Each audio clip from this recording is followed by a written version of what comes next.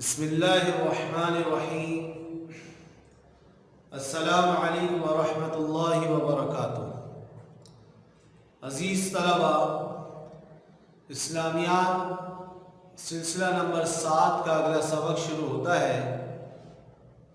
آپ حضرات جانتے ہیں کہ ابھی جو ہم سبق پڑھ رہے ہیں وہ سیرت النبی صلی اللہ علیہ وسلم کے حوالے سے پڑھ رہے ہیں، اور اس میں ایک ہجری کے یکم ہجری کے واقعات پڑھ رہے ہیں، جس میں آپ نے 7 کلاس میں شروع کیا سبق حضور صلی اللہ علیہ وسلم غار ثور سے جب قباء پہنچے اور مسجد قباء کی تعمیر ہوئی، پھر وہاں سے محلہ بنی سالم پہنچ کر وہاں اسلام کا پہلا جمعہ پڑھایا، پھر مدینہ منورہ حاضر ہوئے اور وہاں مسجد نبوی صلی اللہ علیہ وسلم کی تعمیر ہوئی، اذان کی ابتدا ہوئی، اس کے بعد درسگاہ صفا کا قیام ہوا۔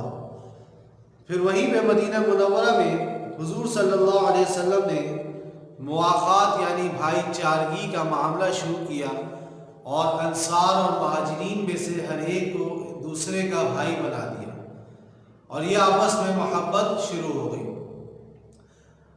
اب جو ہم سبق پڑھیں گے وہ سبق ہے مدینہ منورہ کے مذاہب۔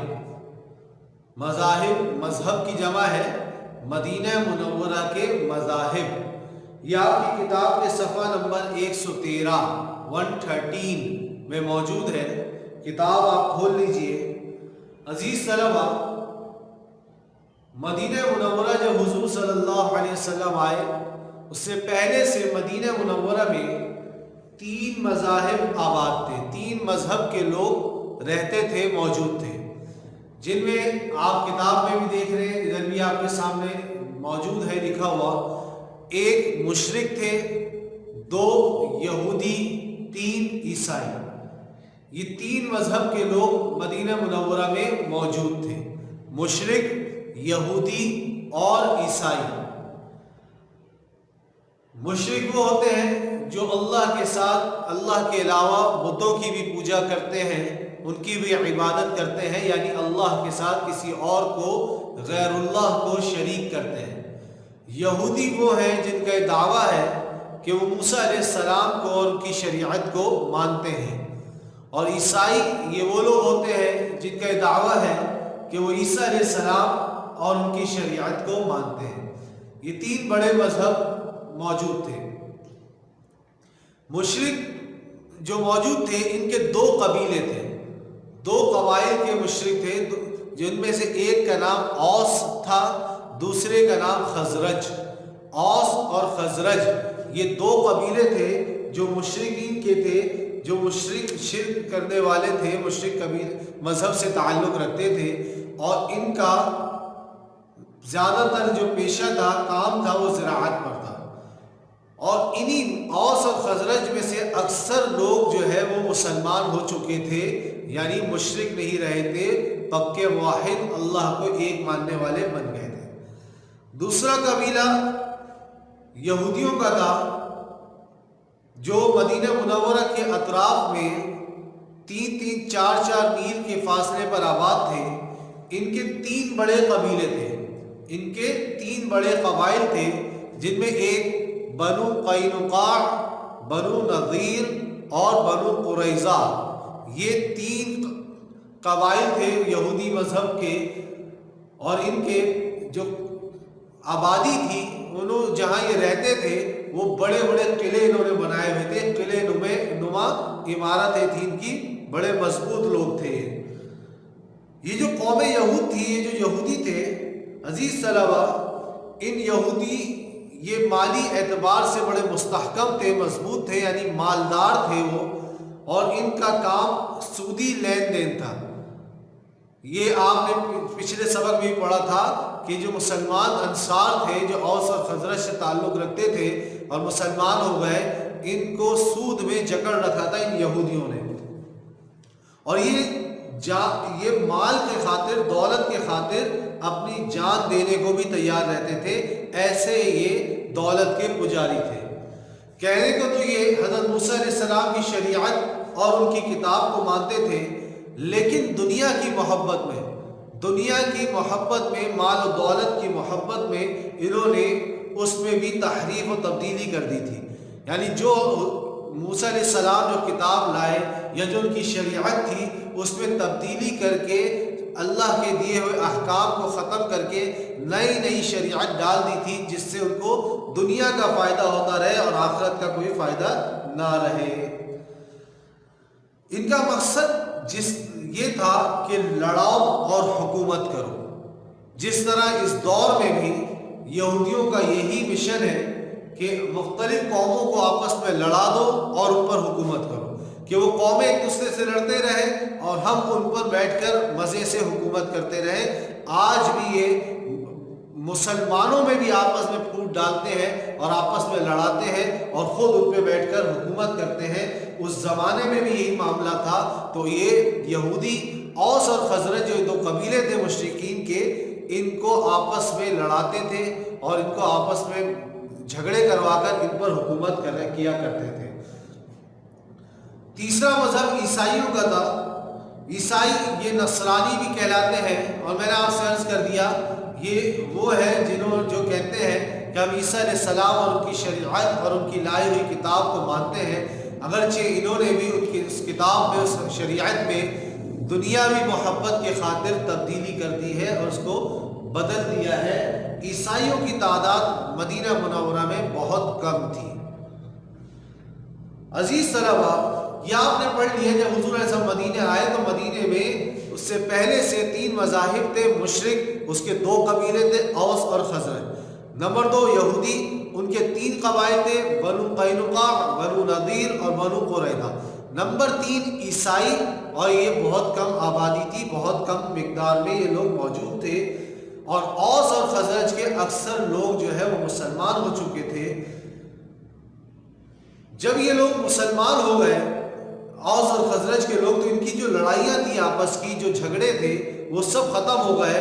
اور یہ مواخات کی برکت سے، دین اسلام کی برکت سے آپس میں محبت اور الفت سے رہنے لگے.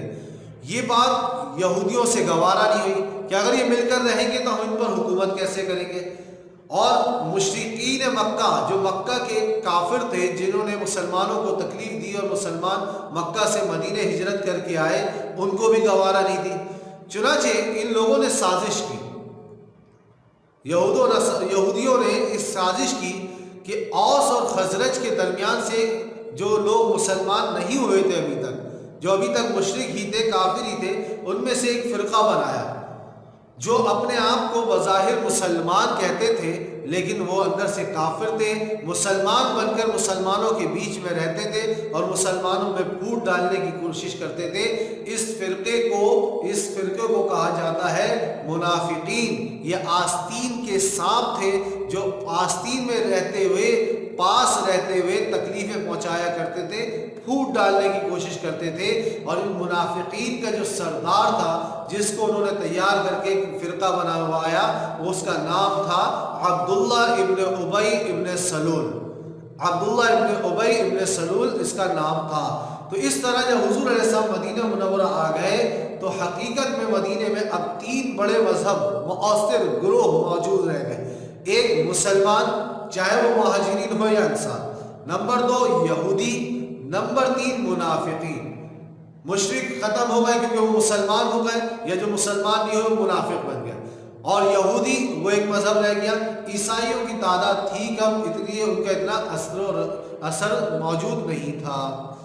تو یہ آپ نے جان لیا کہ مدینہ منورہ میں حضور سے جب تشریف لائے اس وقت یہ 3 مذاہب تھے، اور اس مدینہ میں تشریف لانے کے بعد اور منافقین کا ایک فرقہ بنا تو یہ 3 مؤثر مذاہب اور گروہ رہ گئے، جن میں مسلمان، یہودی اور منافقین تھے. اس کے بعد عزیز طلبہ، صفحہ 115 میں 115 میں ہمارا اگلا سبق ہے میثاق مدینہ اور اس کی دفعات. میثاق مدینہ اور اس کی دفعات، اس کے پوائنٹس. عزیز طلبہ، میثاق مدینہ کسے کہتے ہیں؟ مدینہ منورہ میں اسلام پھیلنے اور اسلام کی ترقی سے جب اسلام پھیلا اور لوگ مسلمان ہوئے اور اس کی ترقی ہوئی اور آپس میں محبتیں قائم ہوئی، تو یہ یہودیوں کے لیے سب سے زیادہ تکلیف دہ معاملہ تھا۔ یہودی جو مدینے میں اوس اور خزرج پر حکومت کرتے تھے، اب ان کی حکومت جاتی ہوئی نظر آ رہی تھی، اور وہ جو ناانصافیاں کرتے تھے، تو اسلام نے جو نظام عدل پیش کیا، انصاف کا معاملہ پیش کیا، جس سے غریب اور امیر کا فرق مٹا دیا، غریب اور امیر میں کوئی فرق نہیں رہا، اور بہت پرانے جو اوس اور خزرج کے درمیان لوگوں کے درمیان لڑائیاں تھیں، جھگڑے تھے، وہ ختم ہو گیا۔ تو اس وجہ سے یہودیوں کو بڑی تکلیف ہوئی، اور یہودیوں کے جو ناجائز فائدے وغیرہ تھے اور غیر منصفانہ اور شرمناک دباؤ جو انہوں نے مدینے والوں پہ ڈالا ہوا تھا، وہ سب جاتا ہوا نظر آیا۔ یہ سارے سود کے معاملات جاتے ہوئے نظر آئے، اور جو ان کے زور غریبوں پر چلتا تھا، جب وہ ختم ہوا تو ان کو بڑی پریشانی ہوئی۔ تو حضور صلی اللہ علیہ وسلم کو یہ اندازہ ہوا کہ اسلام کی ترقی کی وجہ سے یہودی اور منافقین کوئی شرارت کر سکتے ہیں، مسلمانوں کو کوئی نقصان پہنچا سکتے ہیں۔ اس کے علاوہ جو مشرکین مکہ تھے، مکہ کے کافر تھے، ان سے بھی ایک خوف تھا کہ وہ بھی کسی وقت بھی حملہ کر سکتے ہیں، وہ بھی کوئی شرارت کر سکتے ہیں۔ تو اس وجہ سے حضور علیہ السلام نے یہودی اور منافقین کو ساتھ ملانے کا فیصلہ کیا،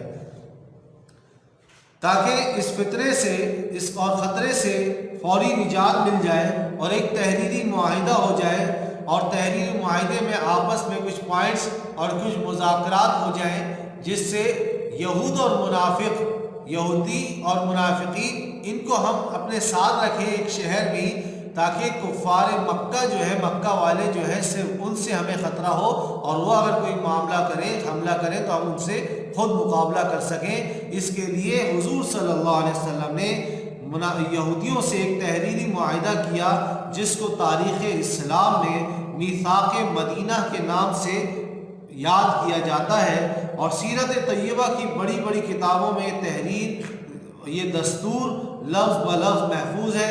اس میں کل 47 دفعات تھی، 47 نکات تھے، اور جس میں سے ہم یہاں چند ذکر کرتے ہیں جو اہم تھی، وہ آپ سن لیجئے۔ آپ کی کتاب کے صفحہ نمبر 115 میں موجود بھی ہے۔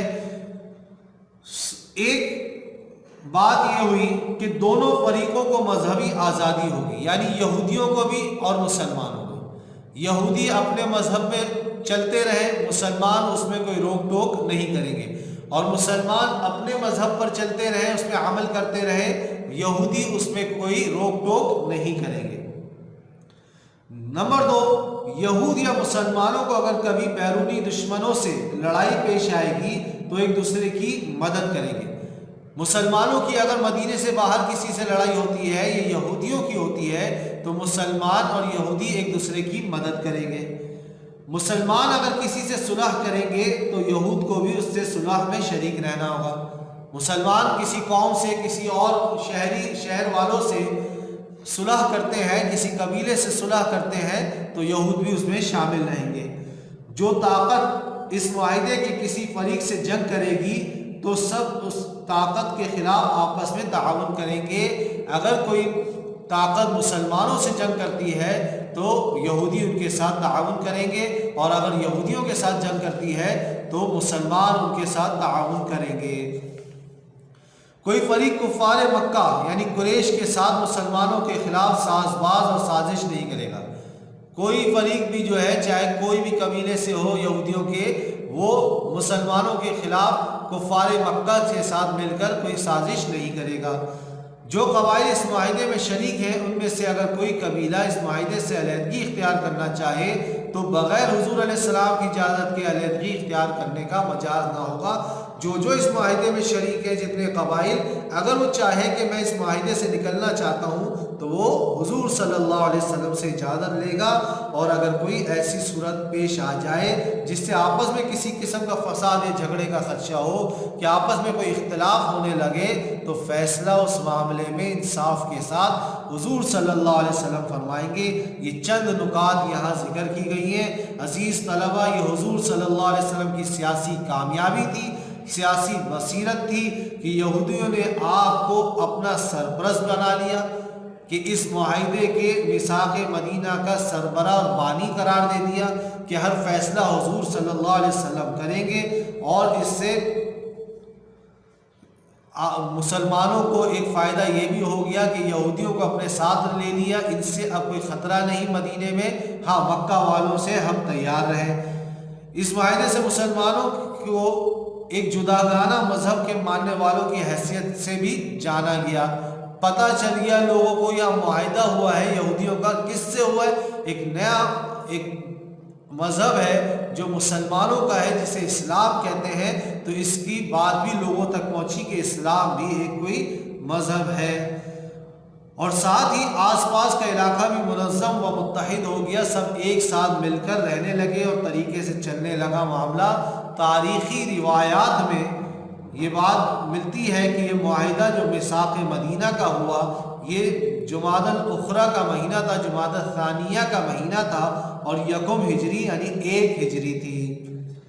عزیز طلباء، میثاق مدینہ کے سبق سے ہمیں یہ پیغام ملتا ہے کہ یہ حضور صلی اللہ علیہ وسلم کی ایک سیاسی بصیرت کا کھلا نمونہ ہے، جس میں حضور صلی اللہ علیہ وسلم نے نہ صرف یہ کہ معاہدے کی پیشکش کی، خود پیشکش فرمائی، بلکہ وہ اپنی بصیرت اور فراست سے ایسے معاملات کیے کہ یہود حضور علیہ السلام کو فیصل یعنی ہر معاملے کا فیصلہ کرنے والے اور بانی بنانے کے لیے ان کو تسلیم کرنا پڑ گیا، جس سے خطے میں مدینے میں اور اس کے آس پاس امن و امان ہو گیا، اور مسلمان آزادانہ طور پر اپنے مذہب پہ چلنے لگے۔ جیسے مکہ میں آزادانہ اپنے مذہب پر عمل کرنا مشکل تھا، تکلیفیں پہنچائی جاتی تھی، روکا جاتا تھا، مدینے میں اب کوئی روکنے والا نہیں، آزادانہ طور پر اپنے دینی و دنیاوی فرائض احسن طریقے سے، اچھے طریقے سے انجام دینے لگے۔ عزیز طلباء، آج کا سبق یہاں ختم ہوتا ہے۔